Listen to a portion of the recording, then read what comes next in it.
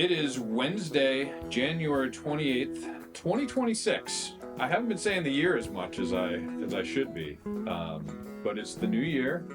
And with me, as always, is my friend Pete and a special guest. Pete, why don't you say hello and tell us about who our guest is today? Yeah, well, it's been an embarrassment of riches lately, hasn't it, with our uh, elite and highly esteemed cast of guests that we have, and just one leads to another, and today will be no disappointment.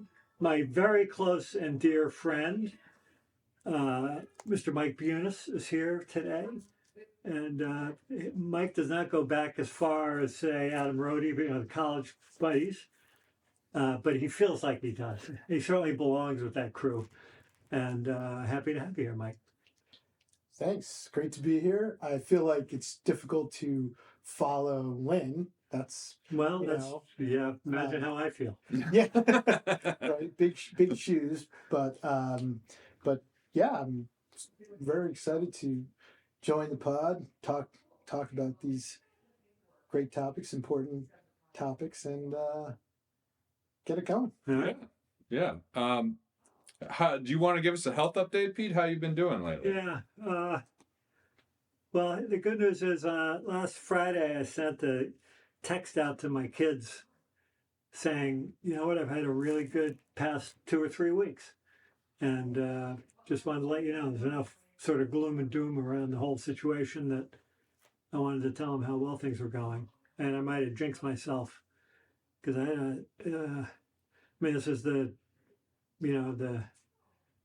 unfortunate reality of this disease is on Saturday, I fell down, which is not good, but in and of itself is not tragic. But I fell down in my closet, and Lynn was out of earshot, and I was flat on my back, and I couldn't breathe, and I couldn't get up, and it was absolute sheer terror. I honestly, I think I would have suffocated. Had we not figured it out, and I managed to call in on my watch, and in the interim, I sort of got myself up into a position that at least I could breathe, and it was really terrifying. I can't imagine. So we sort of changed just some behaviors around here that I'm not. I'm going to be attended. Yeah. For things, and I'm actually afraid to be home alone, because if I go down, it's not good. Right. So besides that, it's been a pretty good run, and that was a setback. I didn't get hurt, and it was a little dose of reality about the need to be more careful. So yeah, I guess it happened, in a safe or in such a way that you can, be ready for the next one. Yeah, and it's just a it's a little sign to put your seatbelts on kind of thing, right? Yeah, absolutely. Be safe. So anyway, that's my update. Otherwise, I'm carrying on. Let's get into more fun topics. On to brighter topics. Well, Mike, why don't you tell us about, how you, like a little bit of intro or what's your connection to Pete? How do y'all meet? I met Pete through one of his college friends, and we were met. A lot of the sort of thread that weaves its way through our relationship happens on the golf course, and it seems like we were introduced to each other while playing golf, and we were. I often tell people that during the course of this round of golf, I don't know, 4, 5, 6 holes in, I couldn't decide whether I really, really liked this guy, Pete, and wanted to be friends with him independently, or I never wanted to see him again. And later on, I recounted that to him, and he was like, I was thinking exactly the same thing. We were each saying the same story to people around us that didn't know the other guy, and we both had the same reaction, which is pretty funny. So you were just paired up in a foursome? Well, through a mutual friend. Mutual friend. Okay, so there was a connection. Exactly. Got it. Okay, and so, and how long ago was it? I was going to say that's probably maybe a dozen years ago. Yeah, like 2016, 15, 14, something like that. Yeah. That was a while ago. And by the end of the round, the question had been answered. Right. The fifth hole was an open question. By 18, we were I, group. I remember thinking like, I better get this guy's information because I'm not all that friends with the mutual friend. Yeah. And so I couldn't just rely on that guy to make No, we sure had that I to was we gonna had see him to again. like exchange numbers, or it was going to be over. Yeah. Right. But we did that, and then we, I think over the next however many years, we got closer. Yeah. Still golf as kind of the thing in the medium. I think golf and, not surprisingly, music. Okay. Right? Golf and music, but also there was the B-list invitation. Oh, that's a great. That was a significant. What's the B-list invitation? So, you want to tell the story, or want me to tell the story? You got. Michael and his two high school friends were all turning 50 in the same year, Okay. and they decided to have a birthday party. Let's pause for a second. I am 59 years old, so Oh, that does take some time. Yeah. so Maybe. One of the three guys that is Michael's friends with is a real estate developer, and he owns a bunch of hotels. And one of the places he owns is a really nice hotel in Sonoma, California. And they were having this big party, and they rented, they hired some really good bands. Anyway, I got a phone call one day from Michael saying, listen, I'm just going to get this out up front because it's going to be fairly obvious that you are a B-list invitation at this point, because what I'm about to invite you to is happening pretty soon. We're having this party in California. A couple people that we invited can't go. And I think you might be a good fit, but I need to know. For whatever reason, there was some time pressure. And Yeah. I Gotta said, lock the guest list down. I said, I need to call Lynn and just check, but assume it's a yes, and I'll call you back shortly. And I called Lynn, and she's like, sure, let's do it. And so I called him back and said, we're in. And as I recall, the deal was we just needed to get ourselves out and back, and everything else was taken care of. And it was one hell of a party. I mean, a weekend. It wasn't just a party, it was a weekend party. I remember the words I used. I specifically said to you, "You strike me as the kind of guy who can handle a B-list invitation." That is way how you framed it. And I said that's a reasonable assessment. Yeah. So we jumped on it. It was we didn't know anybody. So was this like a launch party for a new property, or just like a big? It was just a big birthday No, party. it was a It was the 50th 50th birthday. Yeah, Got it. celebrating 50th. Okay. Yeah. Wow. And it was, like for anybody who knows Jerry Jeff Walker, these guys are big Jerry Jeff Walker fans, and they hired Jerry Jeff Walker. They flew him in from Austin, Texas, and he played, a few. I don't remember how long he played for us, but it was awesome. Yeah. Wow. Yeah. So we had bonded over music, and we had been to a bunch of different shows together, and yeah, and I think we got pretty damn close. I mean, one major thing that is sort of part of the arc of our friendship was, well, certainly two things. Obviously, your disease and your diagnosis and what you're dealing with now. But before then, I was in a really bad marriage. And I struggled to spend time with Pete and Lynn. And often the time we spent together was on the golf course, because that was kind of a thing. It really wasn't like we had tried on a few occasions to be together as couples, and that kind of didn't work. Pre-divorce. Pre-divorce. Yes. No, it did not. Yeah.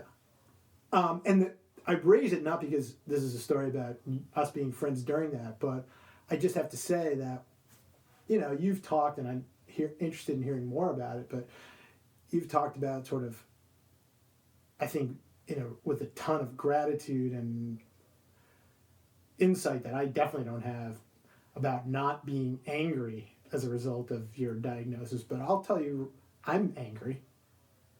And I feel like the word I wrote down on a piece of paper a number of times in preparation for coming here and talking to you was cheated. I mean, I remember the day that you told me about the diagnosis, and we had dinner, and I had no idea you were going to tell me, and I was very excited about the prospect of the next chapter of spending time with you in a new relationship where we were going to have a lot of time to do a bunch of fun stuff, and feeling enormously pissed off as a result. Yeah, well, I agree. There's a little bit of backstory context to Mike framing it the way he framed it, which is this is the only time this has happened in my life with anybody. But we were really tight, and Michael was going through a difficult time personally, and we were I invited him to play in a tournament at my club, and he was behaving erratically, if I may say so, and a little bit obnoxiously. And that resulted in me being pretty aggressive towards him about his behavior.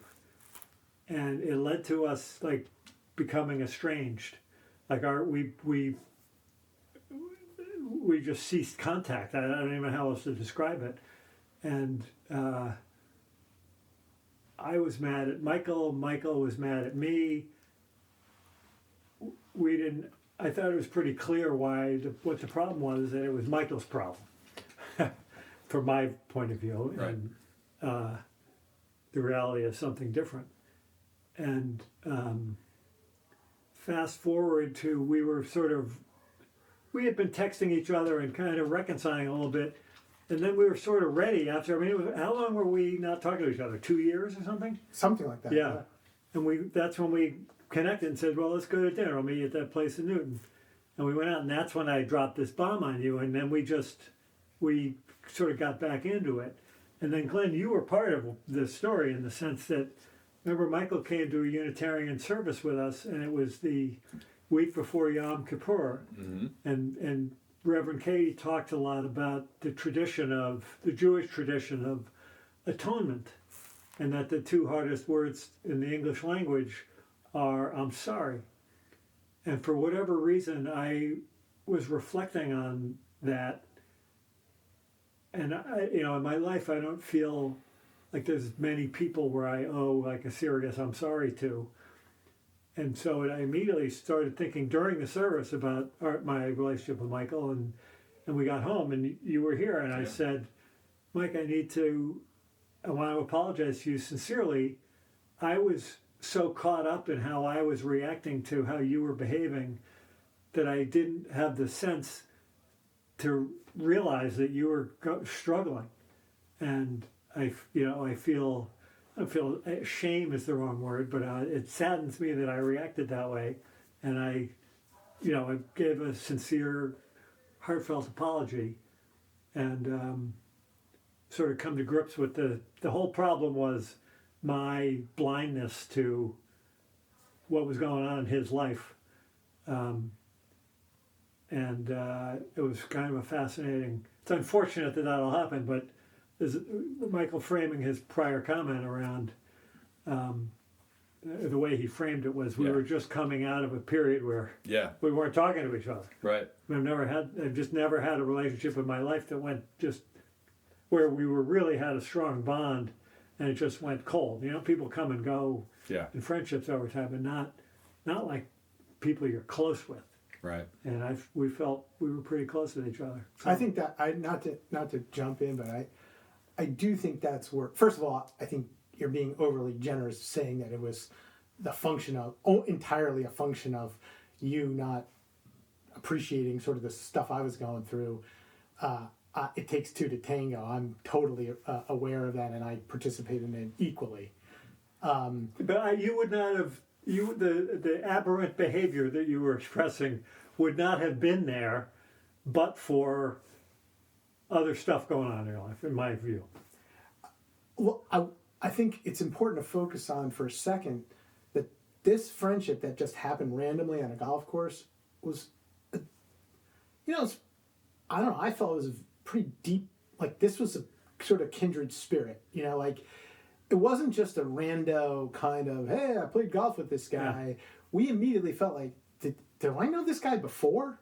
Like, Yeah. And Yeah. even Pete alluded to the fact that like I have met some of those old friends, and there are parts of sort of the interaction that I have with Pete and have had over the years that are very old things for me. They make me laugh in a way that not a lot of current friends do, and Yeah. and and so when we had a falling out, I It missed was a them. void, I missed them. definitely. Yeah. Yeah. Um, Well, I also feel it's rare to. I don't know if this is true, but I'm going to assert it's rare to form deep friendships kind of later in life. Yeah. Like you usually don't have as many opportunities. You've got a family. You've got a bunch of other friends that you got to maintain those relationships with. So it's a little bit remarkable, especially that it was kind of you guys picked up on it right away that there was something there. Unfortunate that you had the sort of ups and downs, but also really nice that you were able to get past that. Like, not all friendships would have started, not all friendships would have survived that. It's a bummer that 2-year period, we don't have whatever common memories with each other. But like we're like blood brothers. There's nothing that could happen that if I called Mike at any time of day or night, regardless of where I was, he would drop everything and come help me or whatever. He'd be there. Yeah. And there's an enormous generosity of spirit that he possesses that hopefully has rubbed off a little bit on me. I don't view myself as being anywhere in the same league from a generosity of spirit standpoint. So I tried to absorb some of that in my personality. But I don't know that I agree with that, but before we get there, I would say one of the things that I think that led to this connection is, at least I observe, that first of all, you have this personality trait of first trying to understand something at the level that the other person is, and then try to tease out some like inconsistency or I at times have attributed to like a desire to be a lawyer, even though you're not a lawyer. Like you're always trying to sort of argue the other side of something, and it can be very annoying, but it can also be very fun. Like there are times where we've had these discussions, and I think for me, I definitely have always considered you a person that I wanted to get your thoughts about something. Like I'm thinking about doing this, or what do you think? But really, where it's been most helpful is I've had really hard times. Like I had a really tough situation with one of my kids, and I turned to Pete for advice primarily because I was like, wow, I don't know how you managed to raise 3 successful kids who are not living on your couch in the basement, and like, can you give me some advice? And just going back to the thing you said about it's uncommon for people in this age of life to develop these close friendships. I think it has to do with, for whatever reason, I felt like I could be vulnerable. Like there is no doubt I was suffering. Like we were just suffering, making it from one thing to the next, and you were there. And I remember what you said to me one time, which I didn't really understand. I didn't realize it at the time, but it was about what you just alluded to with one of your children. And I said something that was helpful, and I think you were talking to a therapist about it, and the therapist was like, keep that guy close. We don't necessarily need to get into it because I don't, but I remember that. Yeah, I absolutely remember it. And it was a family therapist who said, "Who told you that?" And I said, "Oh, my friend Pete." And she said, "That's a good friend." Yeah. So, Wise counsel. Yeah, it was, anyway, funny way that you describe it, that I want to understand the stuff on your level and then find a way to find some logical flaw or something. But if you do that with a smile on your face, it generally goes okay. I completely agree. Yeah, I completely agree. I'm looking, Nice. I see you've got some notes prepared. I have notes. You came in with a notebook. I have and I'm like, remote. oh boy. I It's, like not just that. it's a legal pad. Oh right. It's a legal pad. You know, right? By the way, for those that don't know, Michael is a intellectual property, somewhat is famous, but overstating it. Definitely. Very well known, No, highly hardly. regarded intellectual property attorney, litigator. I take no position on any of that. Here's something I want to talk about. I want to talk about, and I think this applies both pre-diagnosis and post-diagnosis. But I want to talk about our, I think, mutual interest in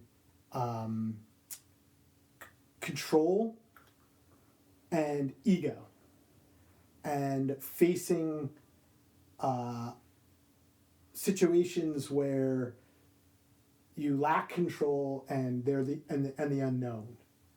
And these apply not just in the more sort of obvious cliche situations vis-a-vis your diagnosis. And I was thinking about it when you were saying, you fell down and you were in the closet and you were terrified, Yeah. right? But also in ways that are more sort of everyday, or perhaps just Trivial or less like important. just raising kids. Like, I have no idea what to do. Am I doing the right thing? Right. Right? Being a spouse, like, is this the way it should be? Is this the way?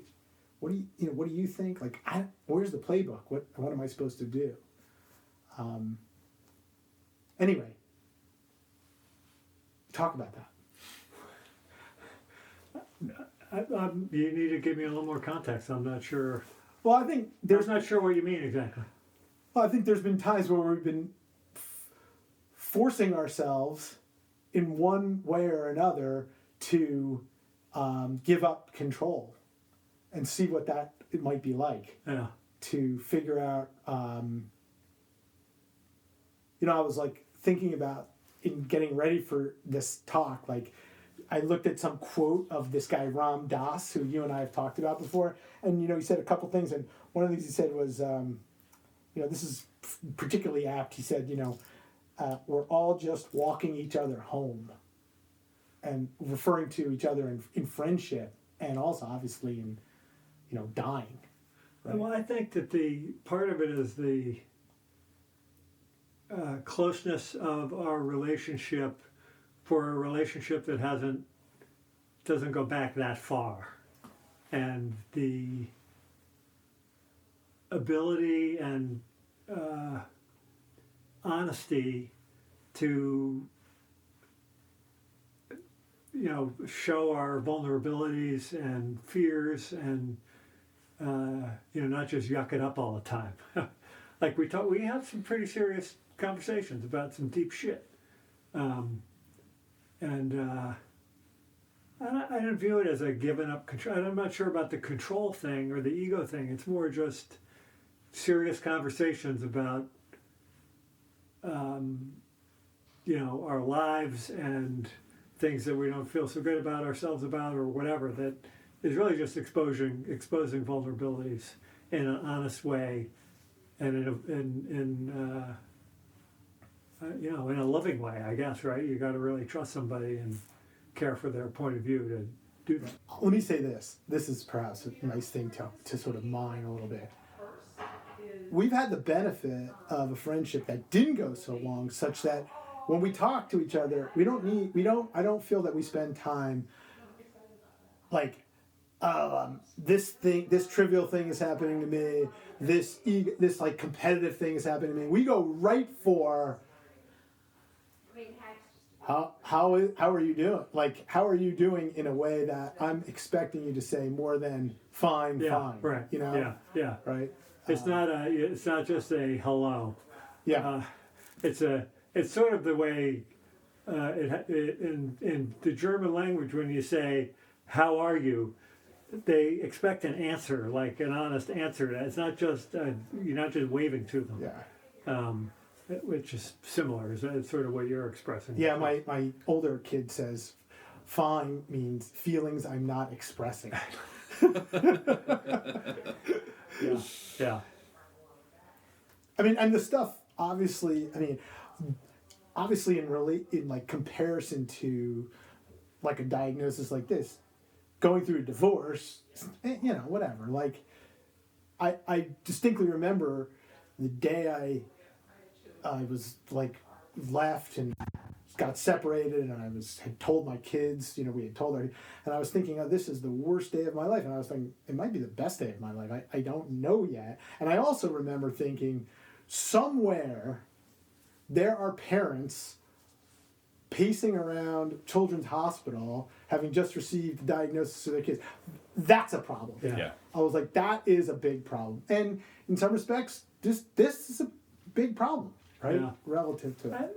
Yes, well, and it comes up with people. They'll be talking about something they experience, and it's like, well, but it's not. It doesn't compare to what you're dealing with. Like they try to acknowledge, and I always say, everybody's got their own shit, and it's,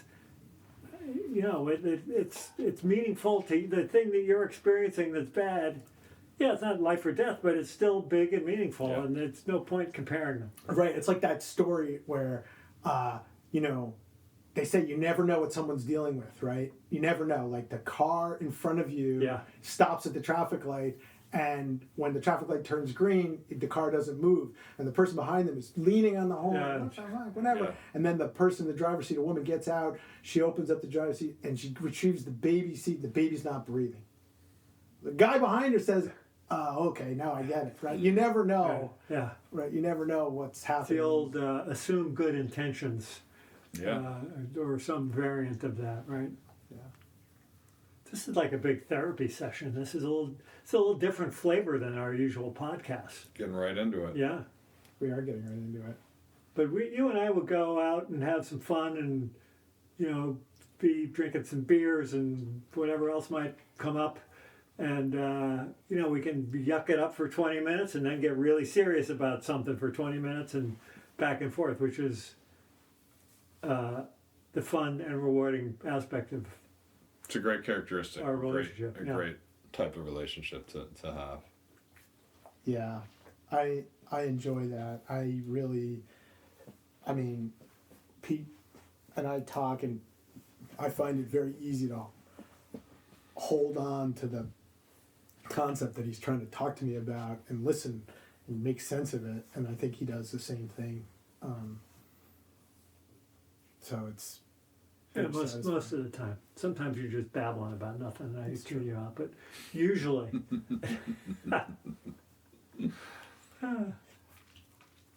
Well, the one big disappointment in my relationship with Michael is that the friend whom I mentioned earlier of Michael's, who owns a bunch of really nice hotels, happens to own the hotel that is at the base of Jackson Hole, which is like a pretty fancy hotel. Yeah. And every year, Michael and this guy and another guy, the three high school buddies, fly out there and live it up. And I, of course, have invited Michael into the circle of my close friends Yeah. with a level of generosity that I think is worthy of praise. Yeah. And I went so far as to basically try to invite myself Yeah. to one of these annual excursions, and was rebuffed at every opportunity. And now, of course, it'll never happen because I'm, crippled. And so that's a burden that he will have to carry Can I for the rest remind of you- his life. I just need to remind you of something we already discussed. B-list invitation. So far, we haven't had a chance to get through the A's, Pete. So So that's, I'm sorry. It is what it is. it's the only thing that really is like Where's it's not even a scab. It's basically an open wound. An open. Well, one thing is like this is a story. It's a funny story and it's not a funny story, but it's a story. It's worth it. We were at my Cape house one time. Pete, and Lynn and me and my then wife Eileen, and we actually had another couple Oh, yeah. come and join too, and it was a beautiful day, a beautiful sunset on the marsh. Pete had his guitar and he was playing some on the deck, and we were just having a great time. And we were having drinks, and then we're headed out to dinner. I think we made it all the way into the car on our way, all six of us, to go to dinner. And apparently something I said to my wife she didn't like, and she like scolded me in front of everyone else. Right, Pete? That is correct. I think there is one aspect of this that is worth mentioning, that I think we also had consumed a little bit of marijuana prior to getting in the car, so you and I might have been a little bit silly, and quite funny, I might add, is part of what might have made her agitated. First of all, we weren't driving, so I know weren't that driving, yeah, there was a reason. I think why they were, yeah. But I do recall that she was particularly angry with me. Yeah, she was aggressively scolding you. Yeah, and It was a little harsh. and Pete was texting me in the car. This is what you should do Well, when we get to the restaurant. This is what you should say This is what right we should now. say, yes, right. Like these words. You're trying to like puppet him. Oh yeah, Cyrano. It Yeah. was like Cyrano. Yeah, definitely. Because I was trying to diffuse the situation sure. a little Yeah. bit, but I think that the dynamic between Michael and his former wife had perhaps degraded to a point that there was my input on how he might reconcile the situation was not particularly helpful. It is kind of interesting. Like we developed this relationship at sometime in my 40s. You get close, and at the same time, like the person that you're supposed to be closest with is not able to have a friendship with this other person who you're definitely excited to have this connection with. It's just kind of telling. Yeah, she and I weren't a good mix. That makes two of us.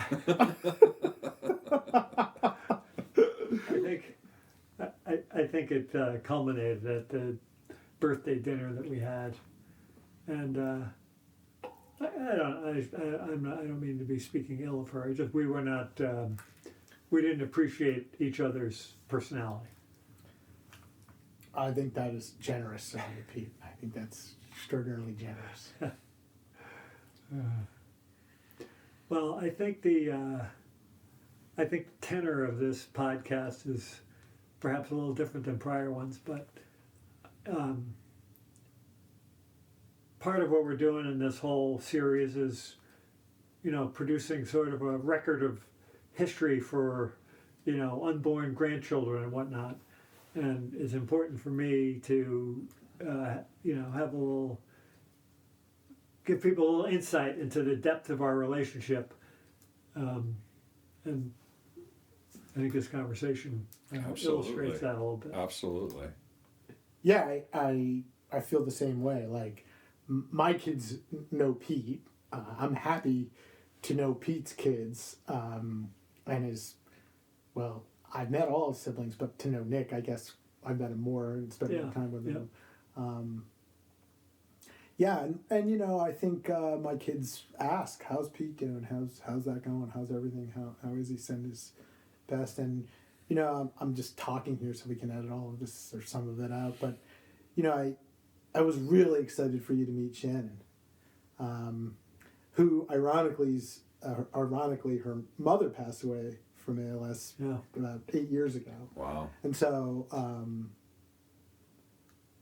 it's hard. It's I preface a lot of times when I come back from seeing you or go to see you, like, is this okay to talk about it? She's like, oh yeah, it's okay. But I could tell, she has her eyes wide open about what it's all Yeah, about. I mean, if anybody who has seen somebody go through the stages of ALS is, you have, there's no way you cannot have pretty good insights into the harsh reality. of how it progresses. But we don't need to focus on the negativity. It was things happen, and people get sick, and I somehow drew the short straw. So, Do you remember when you invited me to dinner at Dedham Country Club? And this would be Dedham Polo and Country Club. yeah, all right. And I ordered. They asked me if I wanted dessert, and Pete made it clear that the only reason I got the invite was because he had a minimum to meet at the country club. So I ordered all of the desserts. All right. And he took umbrage to that. I was like, I'm helping you. I did pay you back when we went to the Brayburn for dinner, and for a post-dinner digestif, I ordered like a $70 glass of whiskey. Yeah, that's right. Nice. Which is not subject to my minimum. By the No, way. I know. Doesn't help at all. Yeah. I think that's about time. That's about our usual. We try to episode length. keep it tight. We probably have.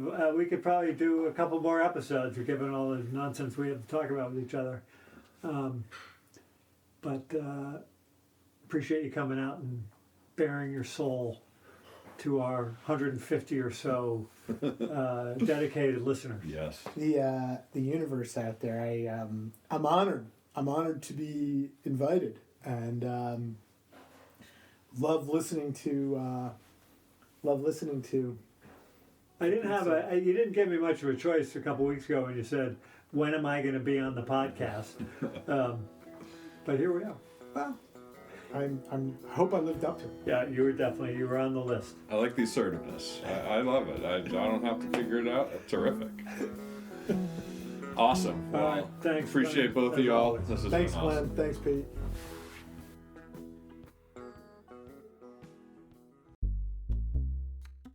If you have comments or questions for Pete and me, you can email us at 2224peter@gmail.com.